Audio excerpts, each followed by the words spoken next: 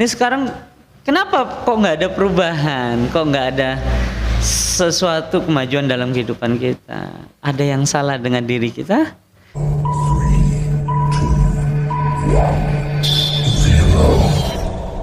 Welcome.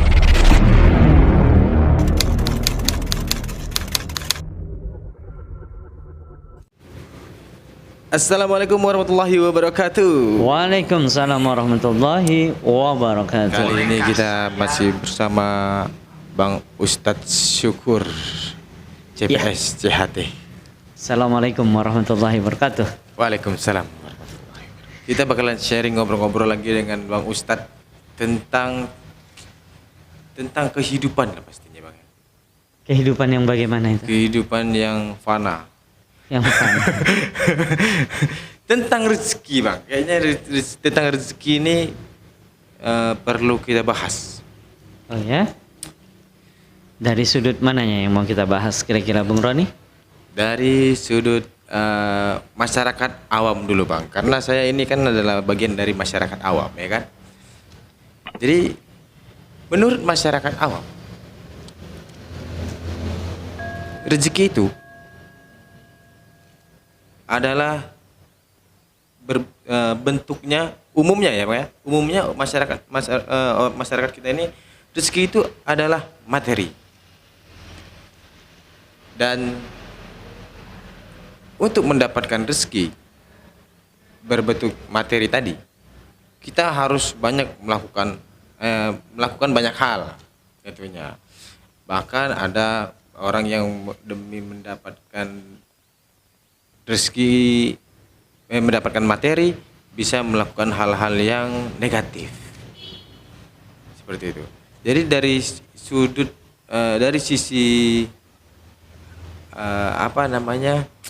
dari sisi agama spiritual, Oh ya? seperti apa itu materi Saya rezeki itu? Saya lebih ingin membahas begini, Bung Roni. Banyak orang yang berputus asa, sudah berusaha, berdoa, tapi kok belum tercapai apa yang mereka harapkan, gitu ya. Kebutuhan rumah tangga, lalu ekonomi yang jelas di bawah standar ya, sehingga dirinya sendiri dalam keadaan menjadi tidak tenang, sempit, dan menjadi depresi dalam kehidupannya, banyak stresnya. Ya. Itu. Dan ada orang yang dia rezekinya melimpah, ya sebaik secara materi ataupun rezeki ini kan bisa disebut juga kita diberikan kehidupan oleh Allah, itu adalah rezeki gitu. Anggaplah semua kita include ya berpikirnya bahwasanya banyak orang yang dipenuhi dengan harta ya, istri yang cantik, lalu dia mendapatkan semua apa yang menjadi keinginan dia, tapi dia jauh dari Allah, dia lalai kepada Allah. Ini adalah hal yang tidak kita inginkan kan? Ya. Nah, maka ketika dia mendapatkan segalanya secara ekonomi, lahir batin semua terpenuhi, tapi dia lalai kepada Allah, ini bukan nikmat menurut saya, tapi adalah istidrat. Dia diberikan kaya sama Allah, diberikan kemudahan rezekinya sama Allah, tapi dia hatinya lalai kepada Allah. Inilah yang tidak diinginkan. Lalu sebaliknya yang tadi, ada orang yang sudah berjuang, susah payah ya, tapi belum dapat. Tapi yang anehnya, dengan cara Allah seperti itu, malah dia ingat kepada Tuhannya. Ya. Itulah cara Allah. Yang maunya kita kan di dalam kehidupan ini mencari rezeki itu sehingga mendapat sebuah ketenangan. Dapat banyak ya tenang, dapat sedikit ya tenang, biasa-biasa saja.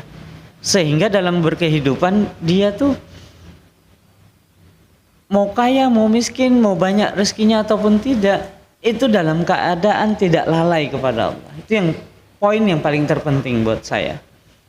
Kan kita anggap ada orang yang rezekinya lancar, dimudahkan gitu ya, Ya, kaya semua lah, kaya lah, semua kaya. kebutuhannya terpenuhi lah, terpenuhi. semua keinginannya. Sehat, kita garis dulu bawahi ya, Iya. sehat. Ada juga yang satu lagi, dia kebutuhannya itu ya nggak kaya gitu ya, Iya. ya kan? Bahkan kurang. Bahkan kurang. Tak terpenuhi, min Nah, lah. yang pertama tadi itu dia jauh dari Allah, yang kedua tadi dia tapi dia dekat dari Allah, dengan Allah kan. Boleh dong sebagai masyarakat ini pandangan orang yang sedikit ilmu agamanya ya. Iya. Yang saya yang bodoh lah. Oke. Saya beranggapan, oh ini nggak fair dong. Saya yang kedua ini dekat loh dengan Tuhan, tetapi tidak diberikan sesuai sebesar porsi yang jauh dengan Tuhan, seperti itu. Jadi seperti apa itu?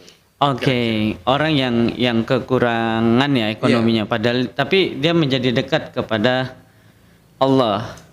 Nah,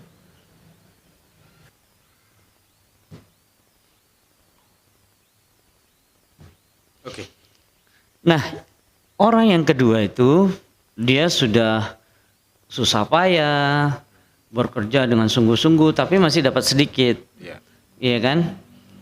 Kenapa belum dikasih lebih sama Allah? Karena kalau lebih dia lalai kepada Allah. Oh, iya. Paham nggak? Paham. Karena Allah Maha tahu ya. Allah Maha tahu. Nah, nanti maka perlu orang yang masih belum tenang, belum tentram, rezekinya pun belum terasa nyaman, perlu ada membuat kiat-kiat perubahan. Mungkin kenapa kok dia masih gitu-gitu aja? Salah satunya juga mungkin karena dia ada kesalahan sama orang tua. Itu yang pertama. Yang kedua, melakukan sesuatu itu tanpa izin pasangan hidupnya. Oh, jadi kita harus izin sama pasangan hidup ya? Iya dong. Walaupun kita kepala rumah tangga. Iya, karena begini, coba deh. Bung Roni buka usaha tanpa izin istri. Kira-kira di rumah ribut terus nggak? Ribut kalau istri. Kebayang kalau istri tahu kan? Iya kan? Iya. Maka enggak ada hal yang penting sekali. Kita kan dalam usaha butuh ketenangan, butuh fokus dan butuh dukungan-dukungan dari eksternal dari diri kita ya. Maka istri adalah salah satu pendukung yang sangat luar biasa yang membuat ketenangan dalam diri kita. Iya kan? Iya. Kalau kita sama istri ribut-ribut kira-kira bisa tenang nggak? Tak tenang dong. Tak tenang. Oh iya, makanya ada pepatah atau apa itu saya nggak tahu ya. Di belakang lelaki yang sukses ada wanita yang hebat di belakangnya iya. gitu. Maka dua sayap keajaiban ini sangat penting. Kenapa kita nggak sukses-sukses tuh? Kenapa rezeki kita kok masih terhambat? Harapan-harapan kita ke depan tuh kok masih terhambat? Bahkan bangkrut ya. Ada masalah dengan orang tua pertama. Karena ridhonya orang tua, ridhonya Allah. Yang kedua, istri kita. Karena istri kita yang tahu kita. Yang tahu baik buruknya itu kita nih selain orang tua ya istri kita. Maka kalau tidak dapat ridhonya istri, maka sering berantem, tidak searah, tidak sinergi, maka itu membuat sebuah energinya pecah gitu. Maka penting sekali dua sayap itu. Dan otomatis orang tua ridho pasti Allah ridho. Benar? Nah, ketika dua sayap itu sudah dilakukan, mendapat ridho, dikuatkan hati kita dimanapun kita berdiri, tegak duduk itu tidak lalai kepada Tuhannya. Biar seimbang gitu ya. Biar seimbang, makin kuat. Insya Allah kalau kau perbaiki hubunganmu dengan Allah, maka Allah akan perbaiki kehidupanmu dengan lingkunganmu semua. Ini sekarang kenapa kok nggak ada perubahan, kok nggak ada sesuatu kemajuan dalam kehidupan kita? Ada yang salah dengan diri kita, kepada orang tua, kepada Allah dan istri kita. Gitu. Bisa dipahami nggak? Bisa paham. Insya Allah kalau sudah tenang, sudah ini itu semua berjalan lancar. Tapi kan pada umumnya ya laki-laki suami ya, suami. Iya, suami. Suami itu kan merasa kepala rumah tangga. Iya. Nah, pada kepala rumah tangga. Jadi ini kita buat satu permasalahan.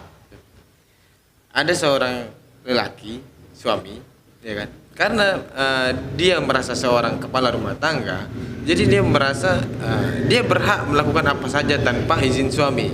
Sedangkan ada seorang wanita, karena dia adalah istri, ya kan? Jadi suami harus mengetahui apa saja yang harus dilakukan oleh istri. Itu oke lah. Yang kedua ya, memang seperti itu ya. Iya. Yang kedua ya, apa yang dilakukan oleh istri harus diketahui oleh suami, ya kan? Iya. Yang pertama tadi yang jadi pertanyaannya, yang dilakukan karena dia merasa seorang kepala rumah tangga. Ya, kita sebagai kepala rumah tangga juga nggak boleh egois dong. Kan maksud saya kenapa saya bicarakan seperti itu? Kita kan pingin tenang dalam berusaha gitu ya, pingin nyaman. Kalau didukung istri kira-kira nyaman nggak menurut Anda? Nyaman, lebih nyaman ketika Lebih nyaman. Karena saya melihat Anda kelihatan sukses. Saya yakin ada wanita hebat di belakang Anda Amin. yang mendukung Anda. Ya kan saat aja. ini Roni ya, enggak, kita tahu Anda masih muda, punya karyawan 17, ada usaha amanah kurir, lalu ada juga YouTuber seperti ini ya. Jadi itu luar biasa dan Anda punya potensi-potensi yang sangat luar biasa. Nah, sudah oke. Tinggal gimana ya? Maksud saya itu kan posisi yang kita bahas ini saat ini itu adalah posisi orang yang kenapa tak tercapai-capai harapannya itu. Maka penting sehingga rezekinya layah tasif dan bisa berkah ya. Berkah ini kan ziyadatul khair, bertambah kebaikannya. Gitu. Jadi si suami jadi tetap harus Izin juga dengan pasangannya. Harus izin, ya? Seharusnya seperti itu agar mendapat sebuah ketenangan dalam menjalankan sebuah usaha, dalam menjemput rezekinya itu, menjemput rezekinya. Setelah itu kita bahas yang kedua tadi ya. Yang kedua atau yang pertama itu tadi? tadi yang kedua tadi yang susah. Yang susah. Yang pertama ada orang yang senang. ya kehidupannya senang, semua serba cukup, tapi dia banyak lalainya kepada Allah. Itu disebut dengan istidrat. Istidrat. Gitu. Berbahaya ini. Dia disenangkan tapi dia lalai kepada Allah. Anda mau? Tidak. Pasti Anda nggak dapat ketenangan. Percayalah, Anda walaupun banyak duit, tapi Anda pasti ada rasa kekurangan karena naluri manusia itu tetap membutuhkan sang penciptanya. Ketika dia jauh dari sang penciptanya pasti banyak hal-hal yang tidak nyaman walaupun hartanya berlimpah. Coba perhatikan banyak artis yang banyak duitnya masih nyabu. Iya. Senang berarti belum tentu tenang. Iya, senang belum tentu tenang. Maka mau mendapatkan senang itu perlu tenang dulu. Tenang. Kenapa harus tenang? Karena memang ala bizikrillahi tatmainnul qulub. Dengan hanya mengingat Allah, bukan banyaknya harta, tenang dulu. Mengingat Allah, selalu berzikir sehingga nyata kebesaran Allah itu kita rasakan nikmatnya. Kalau sudah tenang, maka akan senang. Oh iya gitu. Kalau orang tenang, walaupun tak ada, tapi jiwanya tenang aja. Ada yang dia banggakan di dalam hatinya, yaitu Allah itu. Lebih mudah mendapatkan kesenangan ya kalau Lebih orang dapat tenang. kesenangan. Tapi kalau orang senang, Belum tentu dapat tenang. ketenangan ya. Belum tentu. Oh, iya. Banyak orang senang yang dia dugem, jadi dia mencari kesenangan nggak? Iya. Bener kan? Iya. Itu banyak orang yang kaya, dia Dugem, dia mau nyabu. nyari kesenangan ya dugem, nyabu sampai yang melanggar aturan negara lah dan merugikan dirinya sendiri. Tapi Gitu. tidak tenang nih kan? Dia sebenarnya tidak tenang hakikatnya. Maka jangan sekali-kali tinggalkan Allah. Kenapa? Ala bizikrillahi tatmainnul qulub. Kita mau menanamkan di dalam diri kita setiap langkah kita, perbuatan kita, berpikir kita selalu hudur akan Allah.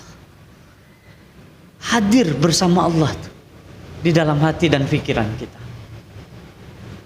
punya kesadaran ketuhanan itu, bahwasanya kita diciptakan, dihidupkan, direncanakan, sehingga nanti tidak sombong. Kita bisa berpikir memecahkan masalah, sebenarnya pertolongan Allah, kasih sayang Allah, bukan karena kepintaran kita. Sepakat nggak, Bung Ron? Sepakat. Ini kita buat satu apa namanya? Kita buat satu permasalahan lagi, ya. Tentang rezeki tadi. Iya. Tentang rezeki. Bukannya rezeki itu sudah ditetapkan oleh Allah. Ya. Maka bahasa saya menjemput Rezeki. bukan mencari. Oke. Maka kalau mencari Anda akan lelah. Ketika sesuatu itu sudah ditetapkan, ya kan? Sudah ditetapkan oleh Allah, apakah sesuatu itu bisa menjadi lebih? Contoh, jika sudah ditetapkan hari ini 100.000, Yeah. tapi kita bekerja keras untuk ingin mendapatkan 200.000, apakah itu bisa? Ya begini, yang dimaksud saya lagi-lagi ketenangan. Kalau harapannya dapat 200.000, berusaha dapatnya 100.000, kalau tenang kira-kira ridho nggak? Ridho kalau nyaman nggak? Nyaman kan? Iya. Nanti itu walaupun yang diharapkan 200.000 dapatnya 100.000, tapi ya bisa menyelesaikan kebutuhan dan lainnya. Itu yang namanya rezeki yang barokah. Tapi itu secara rezeki bisa nggak itu di kita kan sudah ditetapkan, tapi kita ingin sesuatu yang lebih gitu. Bisa nggak kita Nah itu kan nafsu tuh, ingin tuh nafsu. Iya. Makanya kan rencana kita boleh berencana, tapi yakinlah bahwasanya rencana Allah lebih indah. Bukan ketika kita berencana misalnya ya, berencana 200.000 dapat, lalu tak dapatlah 200.000, dapat 100.000. Kalau dia tenang, entah kenapa duit 100.000 itu berkah dan cukup. Itu yang anehnya. Itu yang nggak masuk akal. Paham nggak maksud saya? Paham. Karena dia merasa tenang, jadi uang yang tadi tidak sesuai dengan harapan dia, itu tetap bisa mencukupi kehidupannya dan nanti ada layah tasif. Tapi kan Bang, ketika kita bicara tadi tentang rezeki seseorang tadi yang menginginkan lebih, dan kita tahu sesuatu itu kalau tidak bisa didapatkan dengan lebih, takutnya timbulnya kepasrah. Tidak. Begini. Yang dimaksud dengan pasrah, pemahaman saya, orang salah arti, orang pasrah ini tak berbuat, tak melakukan. Yang disebut dengan orang pasrah itu adalah dia punya kesadaran ketuhanan, bahwasanya usahanya itu pertolongan Allah. Kehebatan pemikirannya, cara menyelesaikan masalah itu datangnya dari Allah. Itulah orang pasrah. Paham dia bahwasanya kehebatan dan cara menyelesaikan itu datangnya dari Allah, bukan dari dirinya. Paham nggak maksud saya? Paham. Oke, kita bikinkan ini satu cerita lah ya. Ada seorang pedagang. Pedagang yang dia mengetahui bahwasanya rezeki itu sudah ditetapkan. Iya. Dia bekerja, dia berdagang mulai dari jam 9 pagi sampai jam 12 siang. Yeah. Ketika dari jam 12 pagi sampai jam 12 siang, dia hari ini contohnya dapat 100.000. Yeah. Dia pulang. Dia menetapkan bahwasanya rezeki itu sudah diatur Allah. Ya, memang benar. Jadi setiap hari besoknya dia bekerja lagi dari jam 8 pagi, 9 pagi sampai jam 12 siang. Dapatnya misalnya 50.000, lebih kecil dong. Yeah. Ya.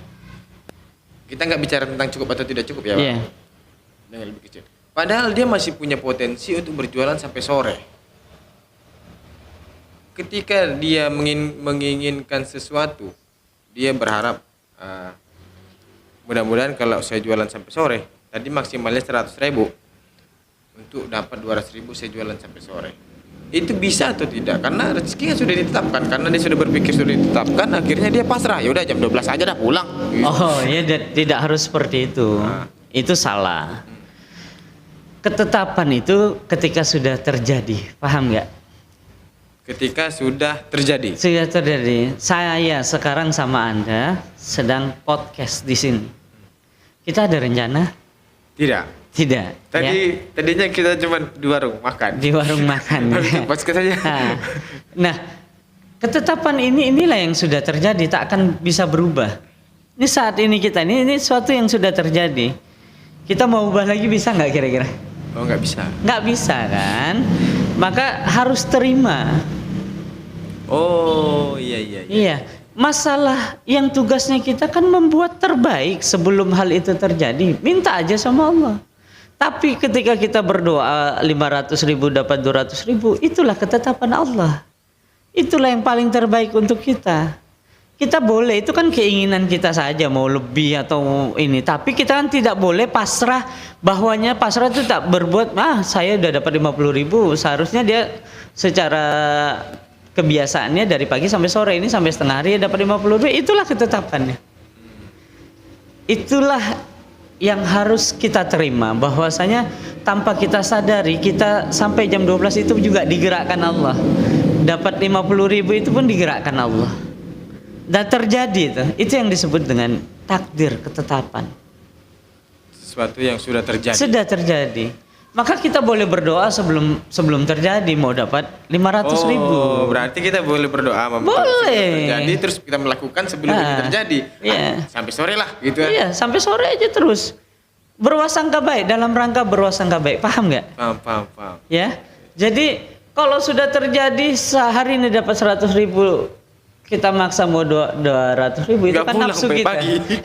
Itu nafsu kita kan. Yeah. Ternyata kalau memang sudah segitu saja garisnya, rezekinya cuma sealis saja, ya segitu, tak, walaupun sampai malam pun dia dapat 100.000.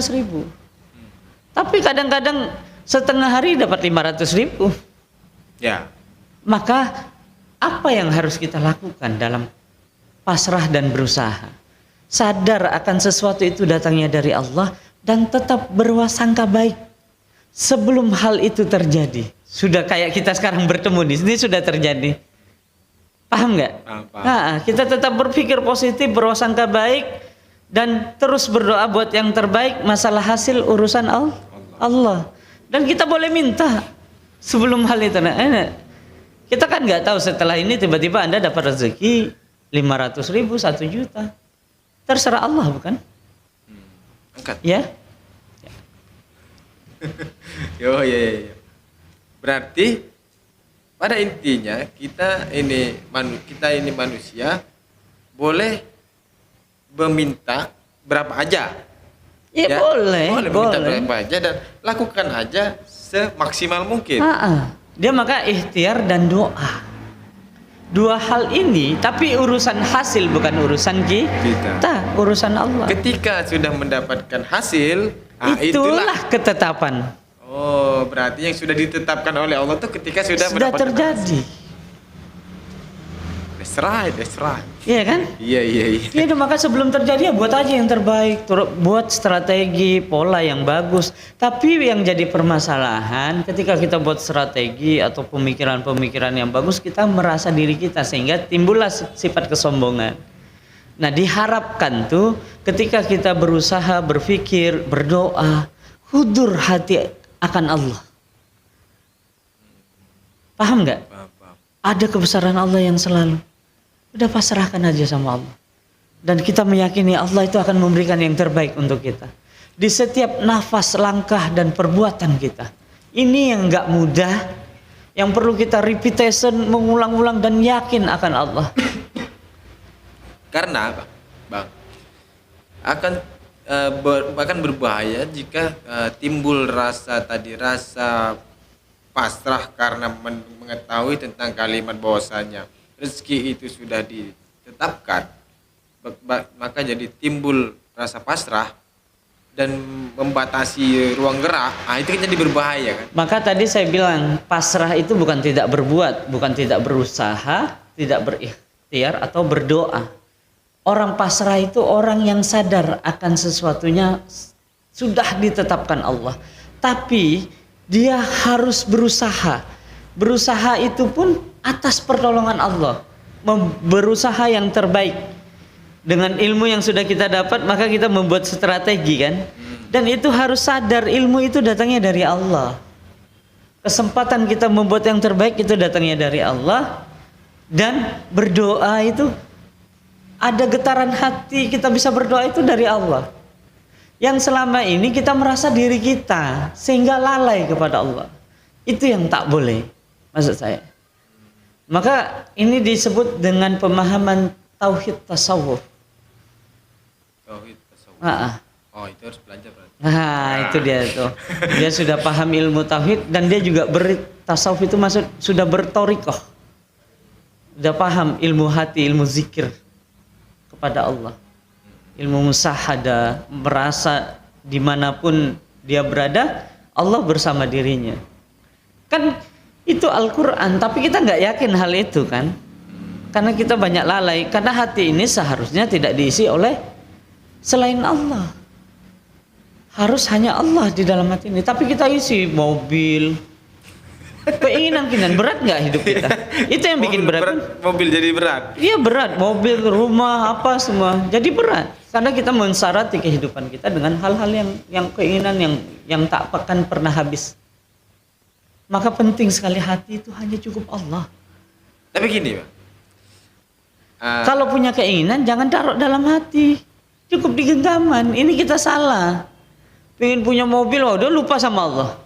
Padahal yang punya mobil itu Allah, yang punya ini semua Allah. Maka minta sama yang punya, yang maha kaya. Siapa yang maha kaya? Allah.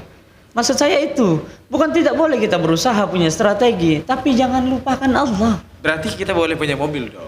Oh, harus punya mobil. Oh, harus punya mobil. Hasan As-Sadzili itu ahli tasawuf, arif billah, dan tersohor di masanya. Dia sangat kaya sekali. Gitu. Jadi, ini. Saya sih tidak ada kalimat yang bilang, wah, kenapa kita belum kaya? karena Kita sering lalai kepada Allah. Kalau sudah kaya banyak lupa mau nambah istri lagi. Semua mau nambah. Makanya Allah itu akan memberikan amanahnya ketika sudah sesuai. Ketika Allah itu akan memberikan amanahnya ketika sudah sesuai. Iya. Bagaimana kita tahu bahwasanya kita ini sudah layak untuk diberikan amanah kepada Allah? Dia datang dengan sendirinya.